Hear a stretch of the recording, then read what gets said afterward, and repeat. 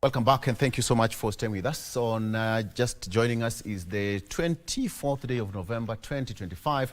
Welcome back to Good Morning Kenya, and it's Monday. Eye on Politics begins right now. Okay, in studio I have the boss who is taking care of the office of the Registrar of Political Parties in Kenya.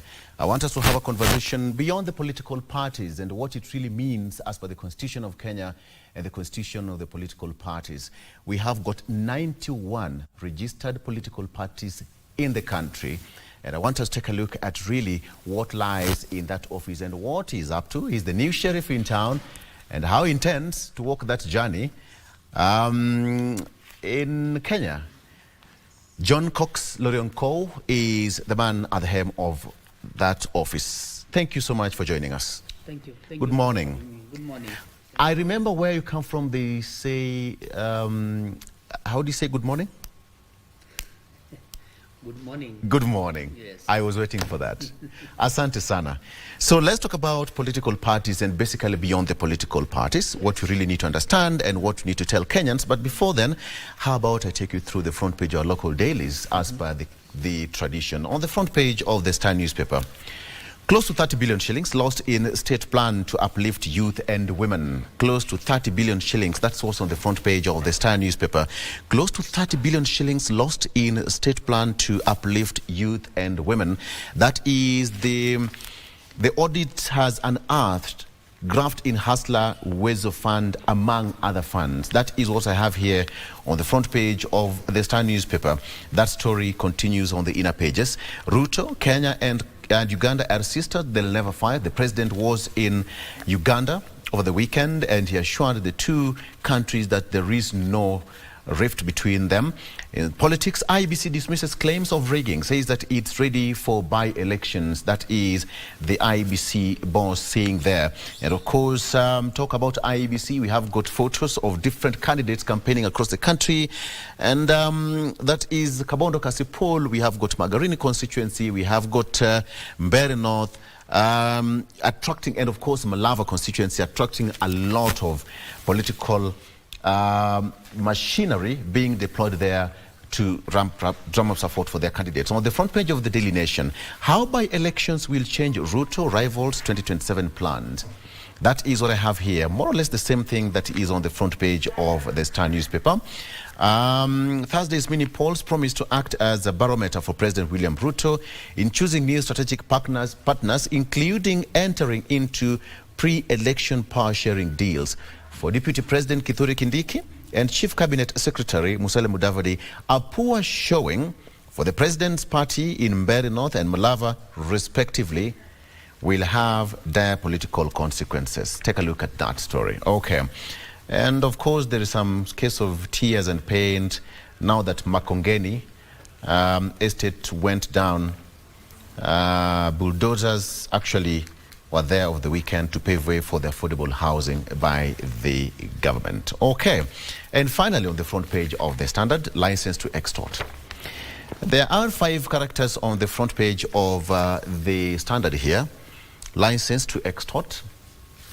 The story is all about a shadowy criminal network who has spent the past year sweeping across Kenya, posing as state officers and extorting millions from terrified business owners, all under the protection of uniformed police officers. Now the Standard can uncover the full scale of brazen scheme, legitimized by dubious gazette notices and quietly enabled by police commanders, leaving victims asking who is protecting them. That is the big question on the front page of the Standard. So go ahead and pick your favorite paper and read for more details. Okay, now let's come back to the discussion here. Allow me to ask this question. When you first got your first call to lead the office of the Registrar of Political Parties, first of all, how does it feel to be in that office? Oh, well, how does it feel? Yes. Of course, it's an office that I have had for some time.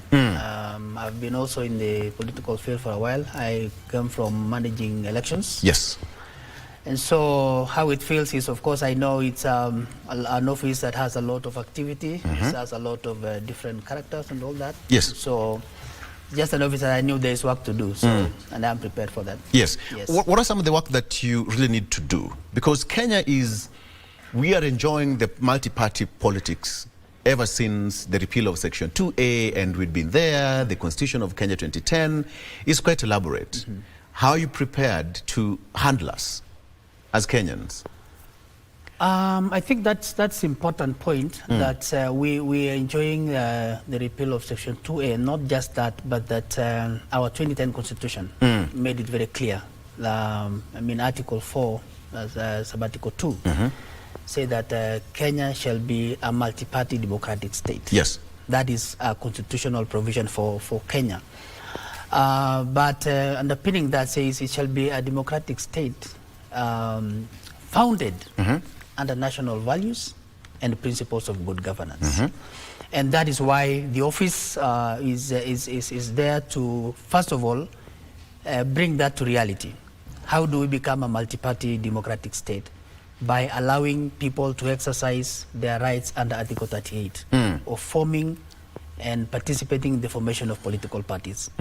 And that is a right that each and every Kenyan has as per the constitution that we have. So this office facilitates that process by enabling Kenyans of same minds to come together and create for themselves an avenue to be heard in the democratic space in this country.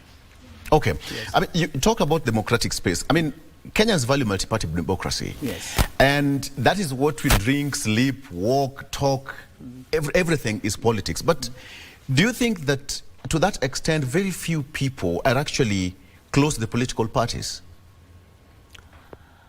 I think it's an issue of understanding and creating awareness. I think we sometimes think of democracy, the way we want it. Yeah. And if we look at our constitution, I think it gives us parameters for how this democracy will function. And I've just told you that it says that this multi-party democracy must be founded on certain values, must be governed by principles of good governance. And so part of what we need to understand is how do we participate in creating this democracy. And part of that participation is being part and parcel of formation and members of these political parties. I do believe that we cannot have a democratic country without having democratic political parties. Yes, yes. And that is the foundation of how our democracy can be built up. So these parties have to be first given an opportunity to exist, and then build them up to be able to exercise that democracy within themselves, in the way they are formed, in the way they are run, in the way they function, in order for us to be able to realize, the democratic space we are talking about. So the office actually is there to try and strengthen the parties to be able to realize that democracy within the parties themselves. Of course, we have a very strong background of regions and tribalism, because that is how we are formed as a country. And those are not necessarily bad things, because they give us a background on how to build up. But when we need to build ourselves to a more inclusive society where all of us belong and all of us agree on certain values that we can say this is what we believe in, and we can move forward together. How is Wanjiku related to the office of the registered political parties? Wanjiku is you and I, the common Kenyan. Now, in my view, the existence of the political parties is not just for existence sake. It is for the purpose of Wanjiku to participate in making choices for himself or herself. And that is why we feel as an office that our regulation of the political parties is in preparation for them to be able to serve Wanjiku better. Sometimes people think that registering a party, you just wake up and register a party. There's a whole procedure about that. It's a whole procedure. It's not just a simple procedure. I can tell you, I said there are 91 political parties and counting. We have 27. I just gave two certificates last week. We have 27 professionally registered political parties that if they can work through now and October next year, we could have 100 plus. But some of those parties have 27 provisionally registered political parties. On top of the 91? Yes, 91 are the fully registered. Those ones are the ones that are participating in elections now. Yes. The 27 have fulfilled the preliminary stages of registering a political party, but they are not yet fully registered. Yeah. So that means they are basically, submitted their constitutions, they have submitted their ideologies, they have submitted their basic requirements, but then they have up 270 days for them to be able to, fill all the other requirements that they need to be able to be fully registered, and that's by October next year. Yeah. If they all qualify, then we will have 112 maybe. When a party registers, some of those requirements that they have is that they need to be seen to have the face of Kenya. You know what the face of Kenya means? Yeah. They need to have presence in the 47 counties that we have, because this is not a section of Kenya, it's the whole of Kenya. They need to have inclusivity in the way they form their structures. So all these 91 have gone through all that process. They have structured themselves the way the Constitution defines how we should be represented according to Article 91 and 92 of the Constitution. That requires that we should have, a country that everybody is included. Yeah. We are all considered to be of the same interests and are able to meet our interests through these political parties. So the requirements for a party is so intense, and they take a lot of time to prepare for that. So to have you register a party, you have to be ready to actually accommodate everybody else, because this is not just for you, it's for the interest of Kenyans, it's for the interest of Wanjiku, the one you're talking about, and Otieno and whoever else. So this is not just for the person registering, it's for everybody else who is in this country. Yes. I'm just trying to imagine, when you have got 91 political parties fully registered and you have got 27 more to come, there is that aspect of party funding. How do you handle this? Because then it means that each and every political party has that inherent right to benefit from the political party's fund. That's not correct. There are provisions for political party funding, which is part of what this office is instituted to do, and that has been given some structure. Parties that benefit right now from the political party funding, I think there are 48. What is the threshold? One, they have to be able to participate in elections and have elected members. And not just that, they have to actually show that in that participation they have members of the special interest groups who have been gotten into the elective positions and elected. And then we also have some of the conditions is how many votes across board of all the elective positions that party has garnered in elections. So it is not just that having a party you get political funding. You have to show that you have actively participated in elections and created representation. Of course, as an office, we feel that probably we need to think about how do we strengthen this party so that they're able to basically function at a minimal stage for them to be able to stage themselves to the next stage of them being able to field candidates and all that. It's such a discussion that we are taking right now. Yeah. Yes. Do we have any effect? Perhaps somebody would ask, any dominance by the executive over the office of the registered political parties? The office of the registered political parties is of course a state office, but it is an independent office. Because its role is very much defined in the Political Parties Act. We are not controlled by any state executive body or anybody, because our role is to register, to regulate, and supervise the activities and functions of political parties. That is for all political parties, whether they are in government or not in government. So the office is not controlled or rather geared to work according to the intentions of the executive in whichever way. Yes. Let's come back to what is current right now. I think it's also highlighted on the front page of local dailies. Of course, we have got by-elections coming up. Yes. Are you concerned about what's happening across the country, the violence that we are experiencing? Some red flags that you can see from there? Of course, as a Kenyan, I'm concerned. I'm very concerned because we shouldn't have to shed any blood during elections. And I think this is a critical time. For the time I have been here, almost close to a month, I've always said that I do believe that a big part of our focus in terms of trying to handle this 2027 general election is a focus of the political parties. You realize they are very critical players when it comes to whether you're talking about the election or the by-elections. And for me, I think we need to engage the political parties to be able to own this process in a way that they have a bit of responsibility in how this is handled. Of course, I know we have come from a very, tension kind of background of politics, but the political parties have a lot of role to play. Part of what we are doing as an office is strengthening internal dispute organs within the political parties so that we can contain these problems within the parties before they escalate outside. Because part of these issues actually spring from the parties themselves.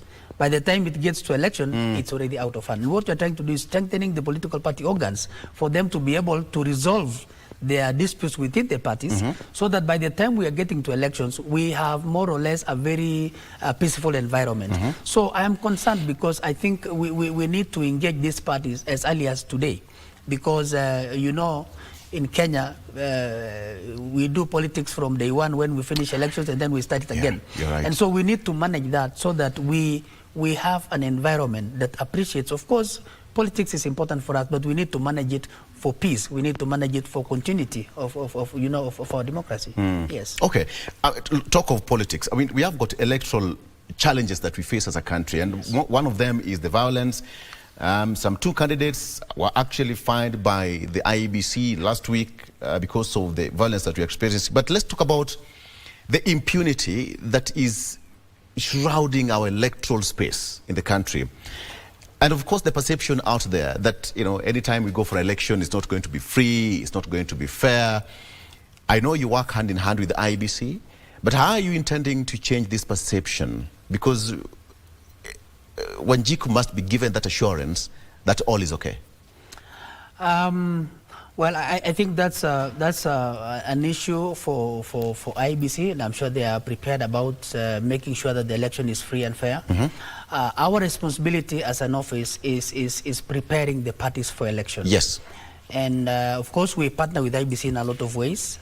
We actually start a little bit earlier than IEBC because we start with the parties when they are doing their party primaries.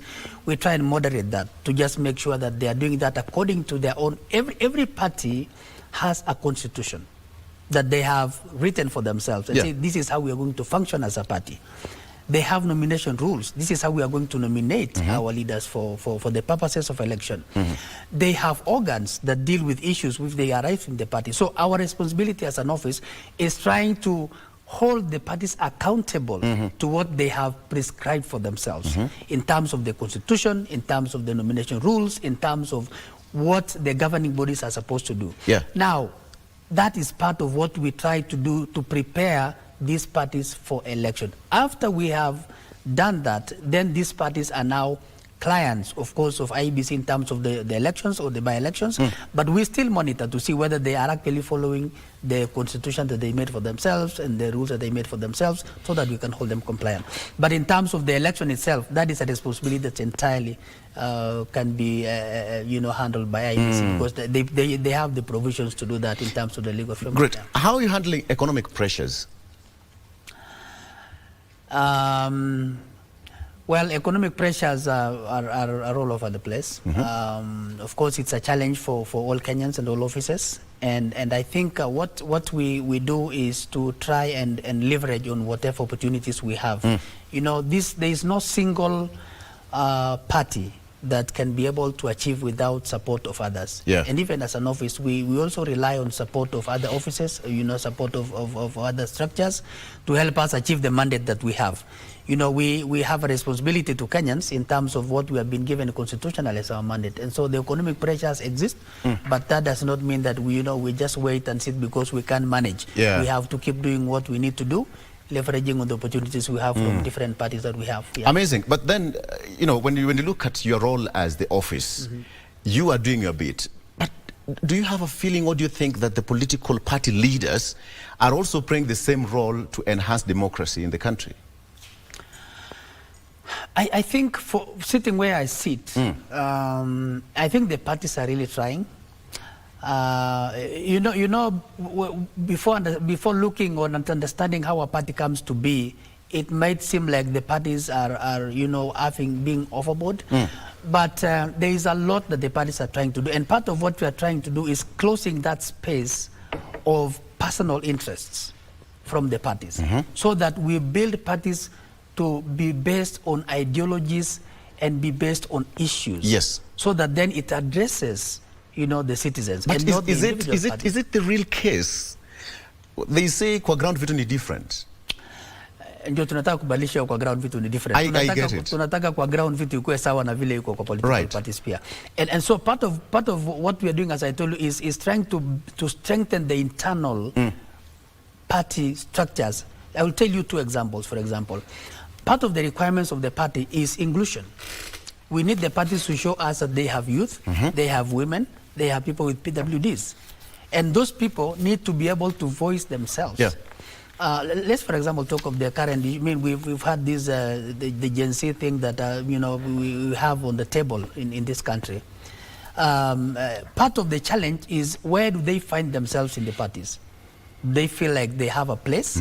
And so what we are trying to do is we are trying to build up the parties to be accommodative to these groups, to the youth, to the women, and to the people with PWD, so that they have a voice, that they do not have to get outside the parties to feel like they can be heard somewhere else, but they can be heard within the party. And that's the most democratic way to do it, as opposed to doing it, maybe like on the streets and other places. Yeah. And so we want that to come from inside. And when we have the information from inside, it holds people more accountable.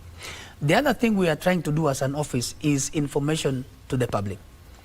I'm sure some of us may not even know how these political parties function. Yes. We don't even know what are the rules of these political parties. And lack of information means you can't hold anybody accountable if you have no information. So as an office, we are trying to expand that space of access by the public to information about political parties. We're actually thinking about, how do we get the public to know, how do you register a party? What do you require? How does a party run? How does a party do elections of its own officials? So that these parties are not just run by a few, but the public that owns these parties, because I believe that all parties are actually owned by the people of Kenya. Every party is supposed to have like 1,000 members from at least half of the county, which is 24,000. From every county 1,000. So these are the real owners of the party, and we need them to understand how this party functions. If we can have that information out there, then there will be a bigger base of accountability in terms of how the party functions, and that builds towards democracy. Because then we have more people holding the leaders accountable for what they do, holding the country accountable for what it does, because they understand how it should function. We are enjoying democracy, and that's why you and I can have this conversation freely and talk about democracy and everything in between. But do Kenyans really understand what political parties stand for? That is question one. Question number two, related to that, where does Kenya stand when it comes to democratic space in Africa, continentally? Where do we stand? Well, do Kenyans understand what political parties stand for? I think it's a very long story. If you go back to how we have grown as a country, we have a lot of baggage in terms of what political parties mean. We came from one party state where one person defines everything for everybody, and so building on that, we need to break that ice that political parties belong to individuals, and they don't, because there's a whole process that involves everybody else. So I think yes, there may be some level of ignorance on how political parties should be and how they should function. That's what I told you. We need to build that space so that we can actually give Kenyans a more information on what does it mean to have a party and how does it function. Yeah. Where does Kenya stand in terms of democracy in Africa? I can start from where we are as an office. I mean, we are not very old. I think 2011 is when the act came into force for political parties. But so far, we've had a lot of interest from other countries to come and see how we are managing political parties in Kenya. So we are that good? We are not there, but I think we've made a lot of progress. I usually say my first experience with elections was the last Mlolongo system. My first experience in elections. And I don't know if you know what Mlolongo system is. I know, yes. And if I look back to that time and I look at where we are, we've made a lot of progress. We may not be perfect, we may not have gotten everything right, but I think if we keep on reminding ourselves that where do we need to get, we first of all have to understand where we are, so that we're able then to focus on how do we get where we want to go from where we are. And I think in terms of democracy, I think we have a knowledge, we have some understanding of what do we need to put in place. It's just a matter of taking action and saying, okay, let's do it, and we get ourselves where we need to be. But in terms of democracy, I think we can't compare ourselves with some of our neighbors, which I have not mentioned in the country. But we have come a long way. We have come a long way. But come to think of it, you have a very hard nut to crack as the office. But the question is, you have got some resource and capacity challenges that you're facing, do you? Yes, I would say, of course, definitely as an office, we have a lot of resource challenges. Even we are not even fully established as we speak. We have challenges in terms of the personnel. Of course, resources is also a challenge. That's why we keep pushing the government to even honor the promises of the political parties fund is a constitutionally provided for fund, but we have never received the full funding. We always get some percentage of it. It is 0.03%, but we always get maybe 0.1 something percent. So which doesn't give us the muscle we need to help in terms of improving the parties. As an establishment, we are about 39-40% in terms of establishment. So that means we are very limited in how we can be able to impact. As an office, our establishment now in terms of the outside Nairobi, we have 13 branches, and that is far much lower than the 47, which is our goal, because we feel that for us to be able to reach, we have to be present in the 47 counties, so that we have an office that people can reach, people can ask, people can find. Of course, we have a website, we have all that, but not everybody can be able to access through that channel. And so there are those limitations in terms of how far we can be able to get out there. Let's take a break. When we come back, I still want us to have much more, because we are enjoying this space courtesy of the 2010 Constitution. And I just want to ask you, what are you going to do? Do you have some of the policies that you are putting in place to strengthen your office and the democratic space that we are enjoying? Stay with us. Much more after this.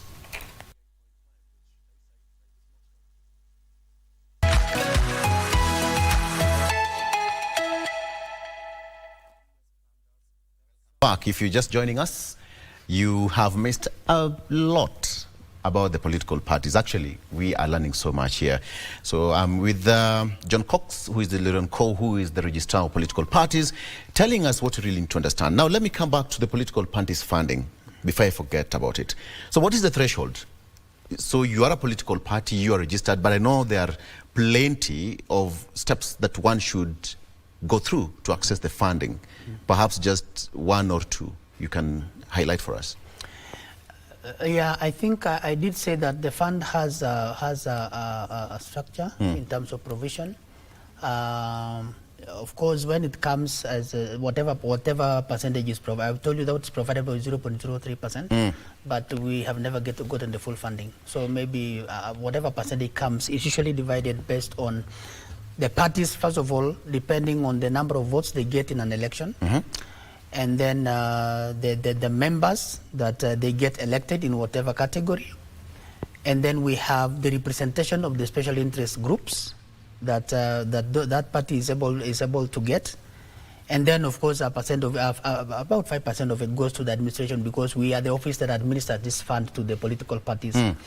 Now, because of that not being funded fully, it becomes a challenge in terms of course, distribution. That means that parties don't get that much. Yeah.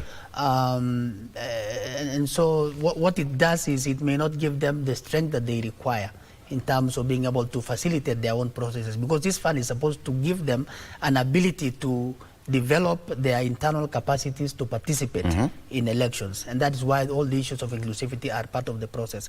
But then we have the whole other part where if a party does not reach the threshold, for example, in terms of it doesn't maybe have any elected members, yes. it doesn't have, then they do not get that ability to benefit from the fund, because that is the first requirement. You have to have an elected member from any of the the 6 elections we have: the president, the senator, the governor, the member of National Assembly, and the MCA. So if you don't get any of those, then automatically you are dropped out of the system before the other requirements come on board. Okay. Yes.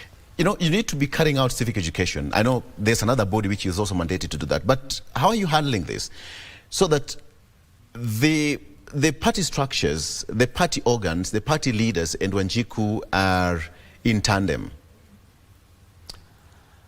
Now, I did mention to you that that is part of the focus we are looking at. Yes. Because civic education is about providing the public with the information that they need to know about these political parties, including the members of the political parties themselves. And so, as an office, we are trying to utilize the avenues we have, and part of those avenues is like the one you are giving me today. Yeah. Just giving out information to the public on terms of how do these parties function. But the other one is engaging with our partners in giving us an opportunity to isolate some of these groups and give them information, like for example engaging the youth, engaging the women at the grassroots levels, giving that the information about the political parties and about this office. But of course, as I've told you that our establishment is only 13 branches. That means we may not be able to reach all of the public as required because of that strain. But our goal is eventually to be able to get to everybody within the 47 counties that we have in terms of that information, giving them the information they need to know about the political parties and how that is related to their own lives, even as citizens, and how does that shape what becomes, our democracy and what becomes, our economic structure and all that. Yes. We are advancing, and the era right now is AI and digital era. How are you trying to, weed out fraudulent registrations of the political parties? Because now someone can just wake up in the middle of nowhere and pick a few people, open an office somewhere and says, I'm a fully registered political party. How are you handling this? Yeah, well, I think that's a good thing. I think we have that background, which I think has haunted us for a very long time. Right. People think that, you just wake up, you collect people and you register. I think the office has moved a long way. Prior to probably around 2017 up to around 2021 there, we had those problems. But we have built a very robust system right now for political parties. That system allows the political parties to register members. It's called an Integrated Political Parties Management System, IPPMS. Now that allows political party to register members. Yes. It allows people to register themselves, either using eCitizen or the *509 hash. You can register yourself. What has become a game changer for us is that now you cannot register anybody without their consent. If you get somebody's ID and put them in your system, it will send a message to that individual telling them that such and such a person wants to register you this party, and you can consent or refuse. And the same to the political party. If I wanted to register, for example, to a political party, that political party will have to consent to my registration, to their membership. So that has created an end-to-end kind of management, so that we do not have people being registered without their consent to a political party. Yes. Because that used to be a problem. I agree, and that has never moved from people's minds. But we have changed from that. We no longer have people being registered without their consent. Of course, there is the whole, Data Protection Act that has come on board. Now, people's details has become a big issue. You can't just pick somebody's data and put them on a system without them telling you that you can do it. So that's part of the engagements we are moving towards to try and improve that. This system, IPPMS, has also created an avenue for the political parties to be able to see their own membership registers. They can be able to see how many members they have. They can be able to access this on their end. We also give them updates after every 2 weeks of who this many number of people have left your party. They have resigned from your party, so that you are aware that you have members that have left, and you need to think about how to probably continue to recruit more members.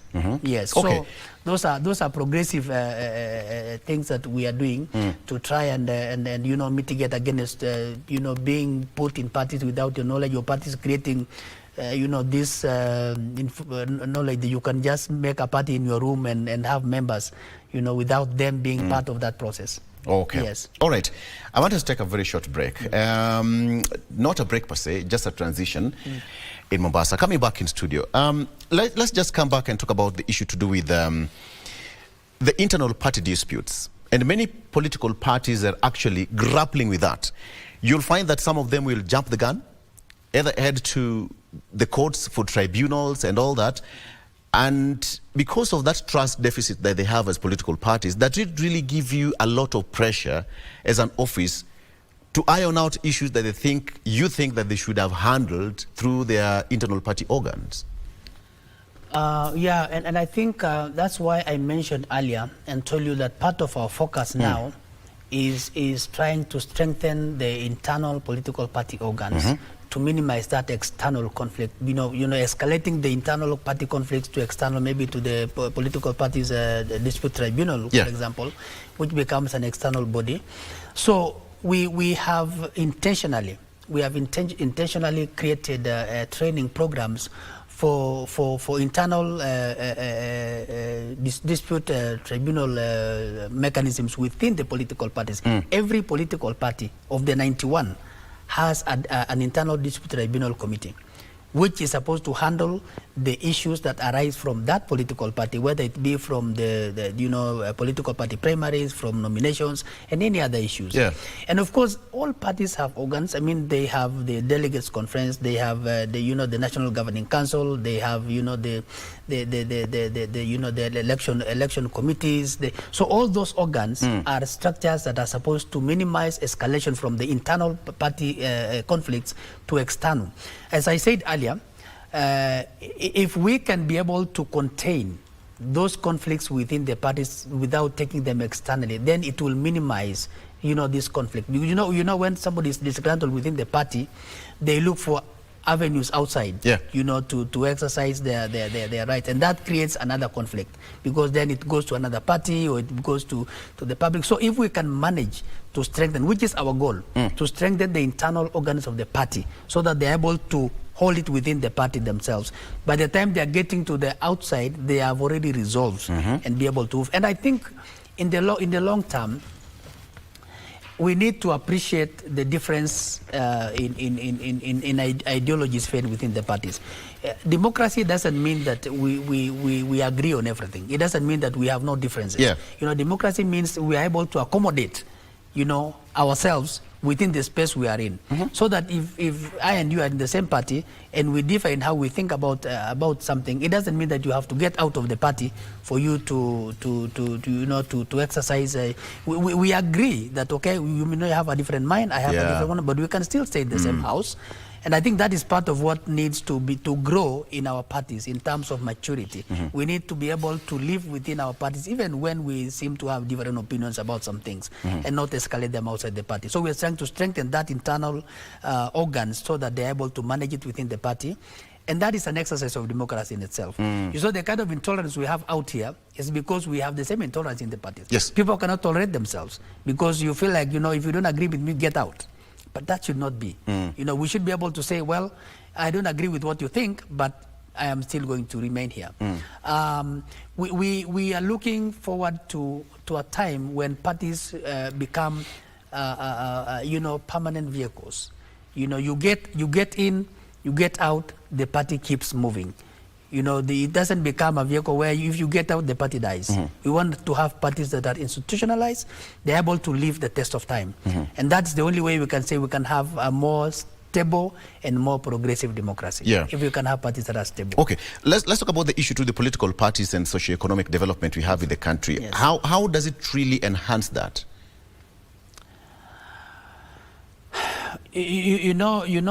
Governance is an issue that has to develop from even us as individuals. And I do believe that part of why our constitution provided that the parties have to be, based on national values and good governance is because the same parties we are talking about are the ones that produce the same leaders we have in the political space, whether you're talking about the executive or all that. And so that culture of being able to confine ourselves within what is provided for in our constitution has to be built right from the political parties level, so that when you get to be the president, you do not forget the principles of good governance. You do not forget the national values that we have. You govern within that framework, which you have built right from when you were a member of a political party, which brought you to where you are as a president or as a member of National Assembly or a member of the Senate or any other, elected position that you are in. And so the struggles we have in terms of, of course we have external pressures that we may not be able to control, but there are things that we can manage within our own framework of economies to be able to, maybe stand better chances of having, a forward-looking country. Yes. Allow me to ask this question. After the repeal of Section 2A and now all of us are enjoying this space we are in today, don't you think that we are misusing the space? 91 political parties, and you have got 27 more with provisional, okay. I think in the next 5 or so years we'll be clocking 200. If you look at it in terms of the numbers, it may sound like we are having too many parties, but if you look at it in terms of access to a space that you can express yourself, then I do not think that there is any number that is too many, because we are looking for provisions. For example, if you have an ideology that doesn't fit with the 91 political parties, what do? You then are not provided for. Okay, so basically what we are saying is, as long as you're able to get a niche and say, this is what I want to stand for. And that's what I keep telling the parties. You need to define yourself. What do you want to stand for?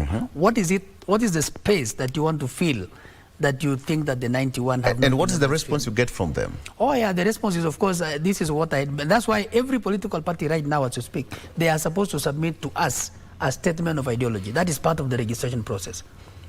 And they do a presentation of that. We listen to it. Of course, we have the governing framework of the Constitution and what it should contain, what it should not contain. Of course, the ideologies that are errant, we don't want them to be part of our democracy. And so they present that ideology as their political party ideology.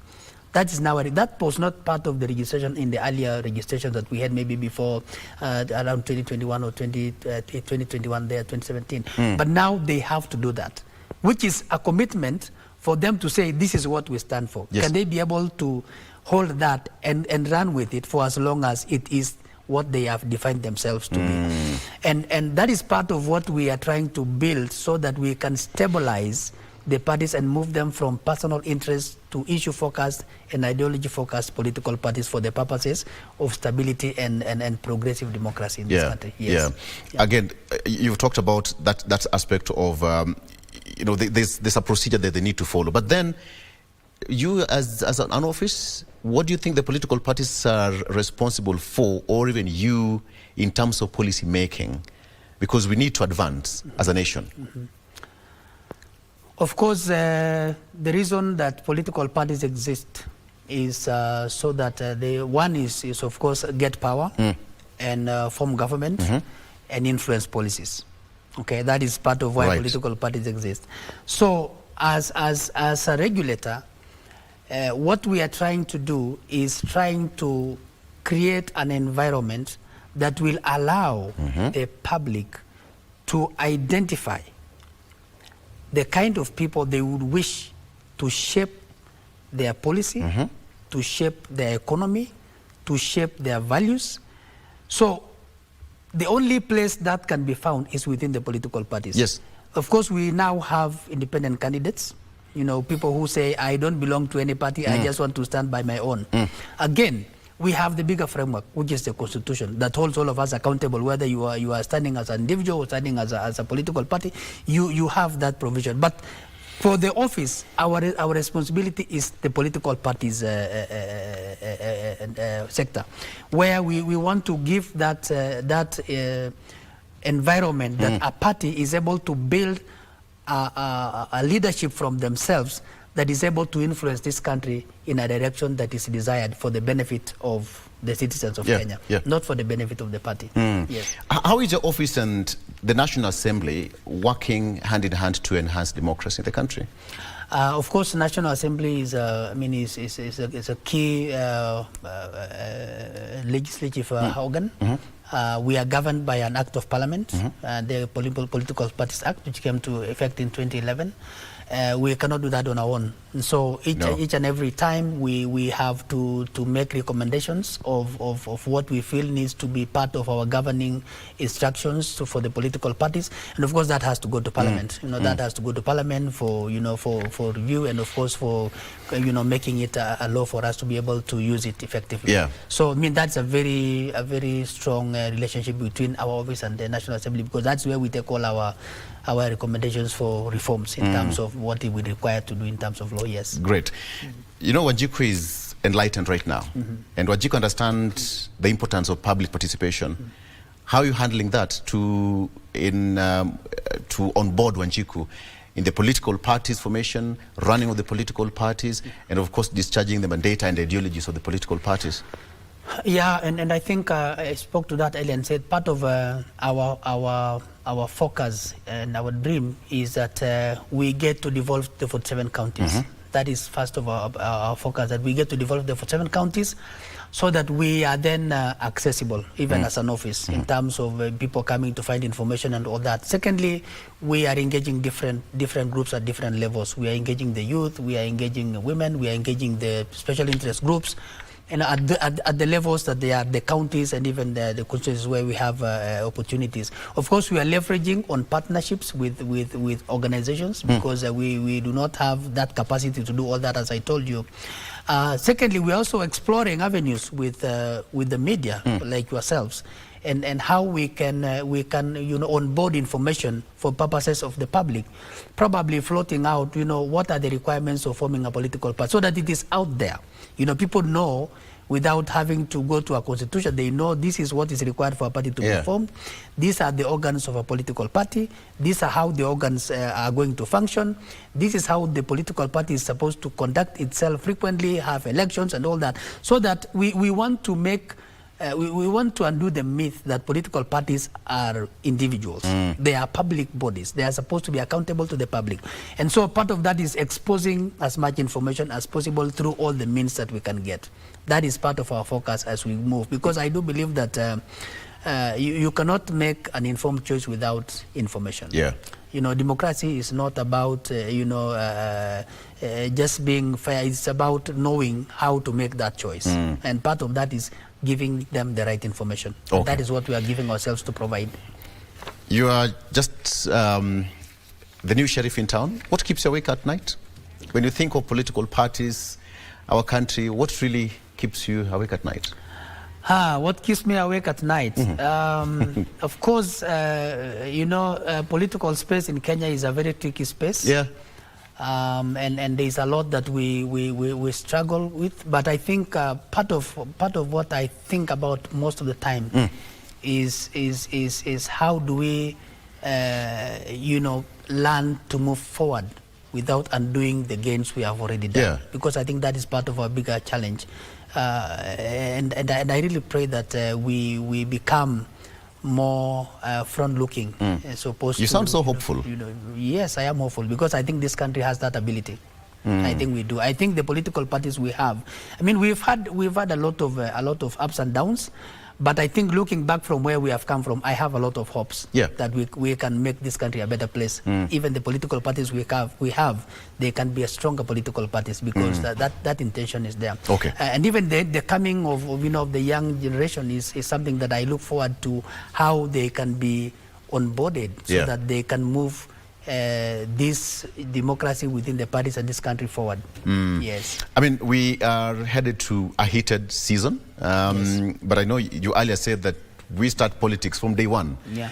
How are you ready as political parties so that you weed out, fraudulent political parties and have Kenyans given the bona fide parties to go to an election?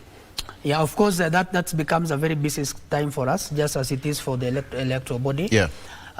What happens within this period is of course, parties, gearing themselves for elections. And so we're having a lot of engagements in terms of compliance, because that is part of the requirement. Every party has to be Which is a very big challenge. It's a very big challenge. Yeah. But, as I said earlier, when you get into the process of becoming a registered political party, you will understand it is not as easy as people think. That's why I don't agree with saying that we have briefcase political party. If there is a briefcase party, it is not a registered political party, because for you to be a registered political party, you cannot be a briefcase political party. It is not possible. So part of what we are doing is having regular compliance clinics. Actually, we had one last week. Yeah.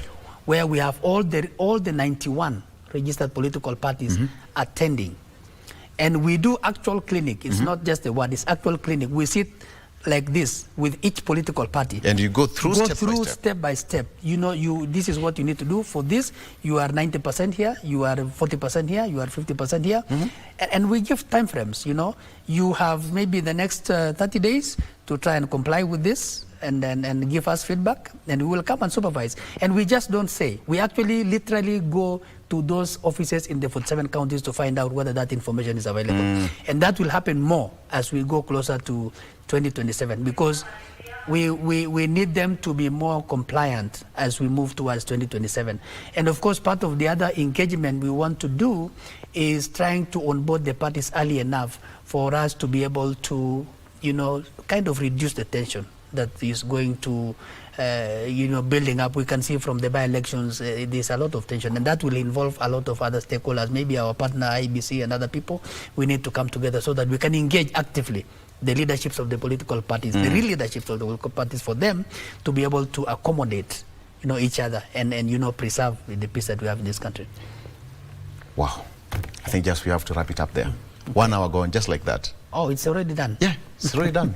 I wish you had more time. Well, we will have more time. Absolutely. Hopefully you create some time for us. We will. We'll appreciate. Thank you so much, and wish you all the best. Thank you. I know it's murky waters, but you are up to task. Yeah, well, it's murky waters. It's our waters. Yes. We have to find a way of making it clean. It belongs to us. Thank you. Thank you so very much. Yeah. John Cox Loriononko, who is the registrar of political parties. We've talked about just beyond the party lines, beyond the political parties. We need to understand. I now learned something. Thank you so much for joining us. GMK takes a break. We'll be right back. Stay with us.